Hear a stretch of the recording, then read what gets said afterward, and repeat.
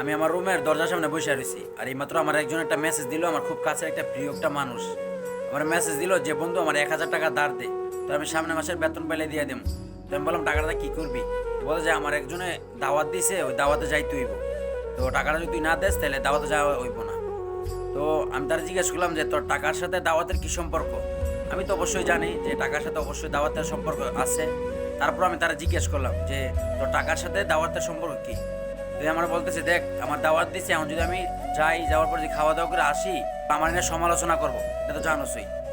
তো আমার একটা কথা হচ্ছে কি, আমরা ছোট থেকে বড় হয়েছি এই পর্যন্ত, আমরা যে কোনো একটা কাজ করতে গেলে আমরা সমাজ নিয়ে করি, যে কোনো কিছু করতে গেলে আমরা সমাজ নিয়ে কাজ করি। তো এই সমাজে আবার কিছু সিস্টেম আছে, যে সিস্টেমগুলো এই যে দাওয়াতের নামে বন্ডামি। আমরা এক জায়গায় দাওয়াত দিছি, আমার সামর্থ্য আছে, আমি একটা অনুষ্ঠান করছি, আর সেই অনুষ্ঠানে যে একটা মানুষ আমি দাওয়াত দিছি সেখানে আসবে, সে যে আমাকে টাকা দিতে হবে এমন কোনো কথা নাই। কিন্তু আমাদের সিস্টেম নাকি সমাজের, যেখানে আসছে সে সমাজ রক্ষা করতে হবে, আর তার সমাজ রক্ষা মানে কি, সে টাকা দিতে হবে। আর সে যদি টাকা না দিতে পারে তাহলে সে দাওয়াতও যাইতে পারবো না।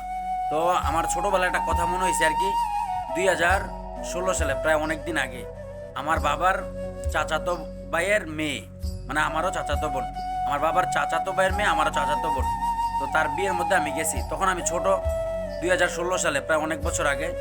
তো আমি তেমন কিছু নেই নাই, জাস্ট একটা কলস নিয়েছিলাম। তো তখন তো আমি ছোট মানুষ, তেমন বুঝতাম না যে গিফট হিসাবে কিনে বিয়ের মধ্যে। তো আমার আম্মু আমার একটা কলস কিনে দিছিল, আর সেই কলসটা নিয়েই আমি ওই দাওয়াতে গেছিলাম। আমার বাবার চাচাতো ভাইয়ের মেয়ে, মানে আমার চাচাতো বোন আপন একটা মানুষের কাছে গেছিলাম। আপন মানুষের দাওয়াতটা কিন্তু বিনা দাওয়াতেও যাওয়া যায়, টাকা ছাড়াও দাওয়াতটা খাওয়া যায়, কিন্তু আমি একটা কলস নিয়েছিলাম। আম্মু ভাবছে যে ছোট মানুষ, তার একটা কলস দিয়ে দেই।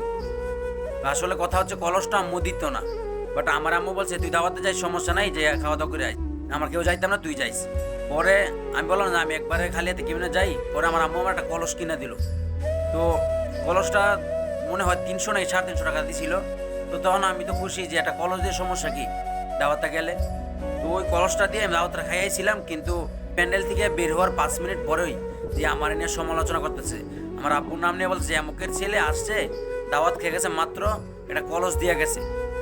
আমার কি বিবেক নাই যে এত একটা ছেলেরে পাঠাই দিছে টাকা ছাড়া কিছু ছাড়া, জাস্ট একটা কলস দিয়ে। তো একটা কথা হচ্ছে কি, আমাদের যে সমাজে টাকার জন্য মানুষ দাওয়াত খাইতে পারে না, তো এরকম দাওয়াত দেওয়ার দরকার কি?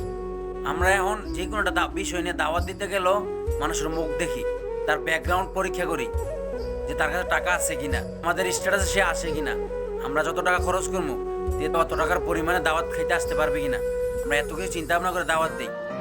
আজ কিছুদিন আগে আমি একটা জিনিস দেখছি, প্রায় 1 সপ্তাহ হবে, একটা দাওয়াতের মধ্যে দেখলাম যে মেয়েদেরকে আলাদা প্যান্ডেল, মেয়েদের আলাদা হাত ধোয়ার স্থান, ছেলেদের হাত ধোয়ার স্থান, এমনকি লিখেও দিছে ওই ব্যানারের মধ্যে, যে দাওয়াতের মধ্যে লিখেছে যে দাওয়াতের বিনিময়ে কেউ কোনো কিছু দিতে পারবো না, ছেলে পক্ষ হোক মেয়ে পক্ষ হোক, এবং কি যে গেস্ট আসবে তারা কেউ কোনো কিছু দিতে পারবো না।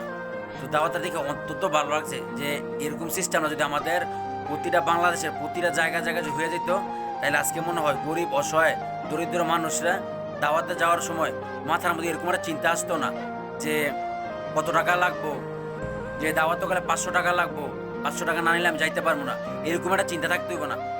অনেক মানুষ আছে একটা দাওয়াত দিলে জাস্ট শুধু সমাজ রক্ষা করার জন্য সে অন্যের কাছে দাঁড় যায়। হয়তো ছেলের দাওয়াত দিলে মার কাছে যে বললে মায় অন্যের কাছে যায়, যাওয়ার পরে দাঁড় চায় 500 টাকা 1000 টাকার জন্য। কত মানুষের কাছে যে হাত পাততে হয় যে বই না আমার 500 টাকা দাও, ভাই আমার 500 টাকা দেন, আমার ছেলে দাওয়াতের মধ্যে যাইব। আমরা যেইখানে টাকা ছাড়া অন্যের দাওয়াত দিতে পারি, যেখানে আমাদের টাকা ছাড়া দাওয়াত খাইতে আসলে সমাজ রক্ষা হবে না, সেইখানে তাদেরকে দাওয়াত না দেওয়া আমি মনে করি উত্তম। একটা কথা হচ্ছে আমরা যেই কোনো বিষয় নেই সমাজ দেখি। আমরা ছোটোবেলা একটা কাজ করতে গেলে বাবা আমাকে বলে যে এই কাজটা করিস না, সমাজের মানুষ তোকে খারাপ বলবো। যে এই সমাজের মানুষগুলার বিবেক নাই, বিবেক ছাড়া কাজ করতে পারে, সেই সমাজ নিয়ে চলার দরকার কি?